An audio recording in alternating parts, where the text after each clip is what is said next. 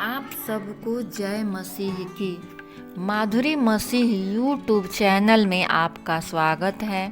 आज मैं आपके लिए अय्यूब की कहानी को विस्तार से कहानी के रूप में समझाने के लिए आई हूँ। कहानी शुरू करने से पहले आप हमारे चैनल को सब्सक्राइब करना और लाइक और शेयर करना न भूलें। बाइबिल में अय्यूब की पुस्तक हमको यह बताती है, उज देश में एक व्यक्ति था जिसका नाम अय्यूब था।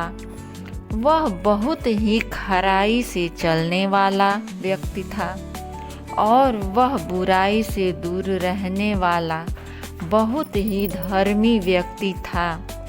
अय्यूब 1:2 में लिखा है कि अय्यूब के 7 बेटे और 3 बेटियां थीं और उसके 7,000 भेड़ बकरियां, 3,000 ऊँट, 500 जोड़ी बैल और 500 गदहियां और बहुत से दास दासियां थीं। उसके पास इतनी ज़्यादा संपत्ति थी कि वह इतना धनी था कि पूर्वी देशों के लोगों में उससे बड़ा कोई न था। आगे की कहानी में हम देखते हैं कि एक दिन यहोवा के पुत्र यहोवा के सामने उपस्थित हुए और वहाँ पर शैतान भी आया। तब यहोवा ने शैतान से पूछा, तू कहाँ से आता है? तब शैतान ने उत्तर दिया कि वह पृथ्वी पर इधर उधर घूमते डोलते डालते आया हूँ। तब यहोवा ने शैतान से पूछा, क्या तूने मेरे दास अय्यूब पर ध्यान किया है? क्योंकि उसके जैसा खरा, सीधा और मेरा भय मानने वाला और कोई नहीं। तब शैतान ने यहोवा से कहा, क्या अय्यूब बिना किसी लाभ के यहोवा का भय मानता है? क्या यहोवा तूने उसके या उसके संपत्ति के चारों ओर बाड़ा नहीं बांधा? तूने तो उसके हर काम पर आशीष दी है। यहाँ हम देखते हैं कि परमेश्वर ने अय्यूब को हर एक उत्तम आशीषों से उसके जीवन को भर दिया था। लेकिन शैतान यहोवा से ही सवाल करता है कि अय्यूब बिना लाभ के तेरा भय नहीं मानता। फिर शैतान ने यहोवा से कहा, परंतु अब अपना हाथ बढ़ाकर जो कुछ उसका है उसको छू, मतलब यह कि उसे जो आशीषें तूने दे रखी हैं उसे नष्ट कर। यहाँ पर हम एक बात देखते हैं प्रियो, कि अय्यूब की ईमानदारी, अय्यूब का खराई से चलना शैतान को भी खटकता है और वह परमेश्वर से अय्यूब की परीक्षा लेने के विषय में कहता है। आगे हम देखते हैं, फिर शैतान कहता है कि तब वह तेरे मुंह पर तेरी बुराई करेगा। जब अय्यूब का सब कुछ छिन जाएगा तब शैतान कहता है कि परमेश्वर, तब वह तेरे मुंह पर अय्यूब तेरी बुराई करेगा। आगे हम देखते हैं, फिर यहोवा ने शैतान से कहा, सुन, जो कुछ उसका है वह सब मैंने तेरे हाथ में कर दिया है। केवल तू मेरे दास के शरीर को हाथ मत लगाना। यहाँ पर हम देखते हैं कि परमेश्वर ने शैतान के हाथ में सब कर दिया है और शैतान से परमेश्वर कहता है कि उसके शरीर को हाथ मत लगाना, मतलब उसके शरीर पर कोई दिक्कत मत डालना। फिर आगे हम देखते हैं शैतान के द्वारा अय्यूब पर बहुत सारी विपत्तियां डाली गई। जब शैतान को परमेश्वर ने इजाज़त दे दिया कि अय्यूब का जो कुछ भी है उसको तू छू, तब शैतान ने अय्यूब पर बहुत सारी विपत्तियां डाली। फिर आगे क्या हुआ, उसके बैल और गदहियां जो चर रही थी सेवा के लोग लूट ले गए, और परमेश्वर की आग आकाश से गिरी, उसमें भेड़ बकरियां और सेवक जल कर भस्म हो गए।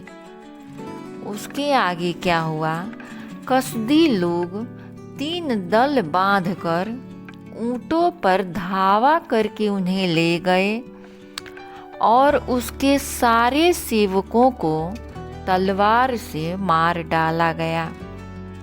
और फिर प्रचंड वायु से उसके बच्चे बड़े भाई के घर में खाना खा रहे थे। उस प्रचंड वायु से उसका घर उसके बच्चों पर गिर पड़ा। यहाँ पर हम देखते हैं प्रियो, अय्यूब के ऊपर एक के बाद एक विपत्तियां पड़ रही हैं जो शैतान के द्वारा उस पर दी गई हैं, और वे मर गए। उसके बच्चे भी जो बड़े भाई के घर में खाना खा रहे होते हैं वो भी मर जाते हैं, और उसका सब कुछ अर्थात बेटे बेटियां, धन संपत्ति और दास दासियां सब नष्ट हो गए। तब अय्यूब अपना कपड़ा फाड़कर और सिर मुड़ाकर भूमि पर गिरा और बोला, मैं तो अपनी माँ के पेट से नंगा निकला और नंगा ही लौट जाऊंगा। यहोवा ने दिया और यहोवा ने ले लिया, उसका नाम सदा धन्य रहे। उसके बाद हम देखते हैं इन सब विपत्तियों के बाद भी अय्यूब ने न तो कोई पाप किया और न परमेश्वर पर मूर्खता से दोष लगाया। और आगे अध्याय 2 में हम देखते हैं कि फिर एक और दिन यहोवा परमेश्वर के पुत्र यहोवा के सामने उपस्थित हुए, और उनके बीच फिर शैतान भी आया। उसके बाद यहोवा ने फिर शैतान से पूछा, तू कहाँ से आता है? शैतान ने यहोवा को उत्तर दिया, इधर उधर घूमते फिरते और डोलते डालते आया हूँ। यहोवा ने फिर दूसरी बार शैतान से पूछा, क्या तूने मेरे दास अय्यूब पर ध्यान दिया है कि पृथ्वी पर उसके तुल्य खरा, सीधा और मेरा भय मानने वाला, बुराई से दूर रहने वाला और कोई मनुष्य नहीं है? और फिर कहते हैं कि तूने मुझे बिना कारण उसका सत्यानाश करने को उभारा, तो भी वह अब भी अपनी खराई पर बना हुआ है। शैतान ने यहोवा को उत्तर दिया, खाल के बदले खाल, परंतु प्राण के बदले मनुष्य अपना सब कुछ दे देता है। इसलिए केवल अपना हाथ बढ़ाकर उसकी हड्डियां और मांस को छू, तब वह तेरे मुंह पर तेरी निंदा करेगा। यहाँ पे हम देखते हैं प्रियो कि शैतान जो है अय्यूब के शरीर पर विपत्तियां डालने को कहता है। शैतान अय्यूब के शरीर पर विपत्तियां डालने के लिए उकसाता है। उसके बाद हम देखते हैं कि यहोवा परमेश्वर ने शैतान से कहा, सुन, वह तेरे हाथ में है, केवल उसका प्राण छोड़ देना। यहोवा परमेश्वर उसके शरीर को भी शैतान के हाथ में कर देते हैं और कहते हैं कि उसके प्राण को कोई नुकसान ना पहुंचाना, सिर्फ उसके शरीर को नुकसान पहुंचाना हो तो पहुंचाना। तब शैतान यहोवा के सामने से चला गया। अय्यूब को पांव के तलवे से लेकर सिर की चोटी तक बड़े बड़े फोड़ों से पीड़ित किया। शैतान ने उसके शरीर पर फोड़ों से भर दिया उसके शरीर को। तब अय्यूब खुजलाने लगा और एक ठीकरा लेकर राख पर बैठ गया।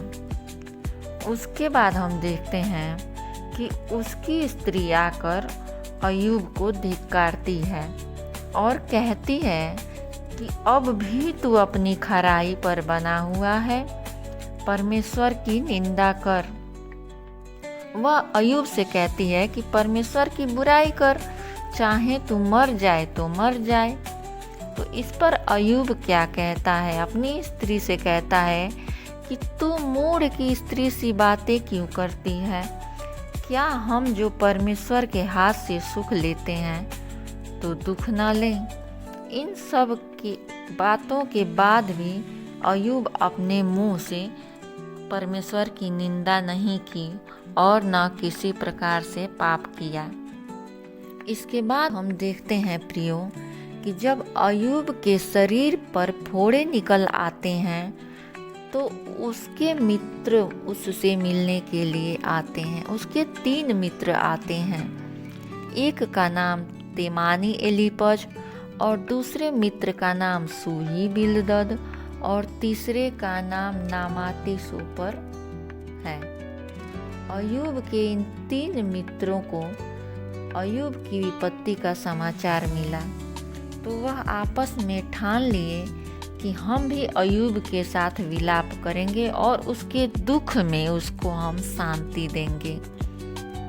और उसके बाद हम देखते हैं जब उन्होंने दूर से आंख उठाकर अय्यूब को देखा तो उसके शरीर पर इतने फोड़े थे कि वह अय्यूब को न पहचान सके और उसके 3 मित्र चिल्लाकर रोने लगे और अपना सारा कपड़ा फाड़ा और आकाश की ओर धूल उड़ाकर अपने सिर पर डाल लिए। उसके 3 मित्र आकाश की तरफ धूल उड़ाए और अपने सिर पर डाल लिए और तब वे 7 दिन और 7 रात उसके संग भूमि पर बैठे रहे।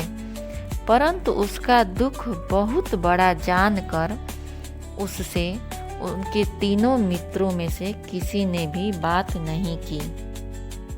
यहीं पर अध्याय 2 समाप्त होता है।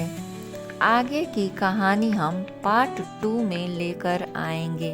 अगर अय्यूब की कहानी आपको अच्छी लगी हो तो हमारे चैनल को सब्सक्राइब करना ना भूलें और कमेंट में आमीन जरूर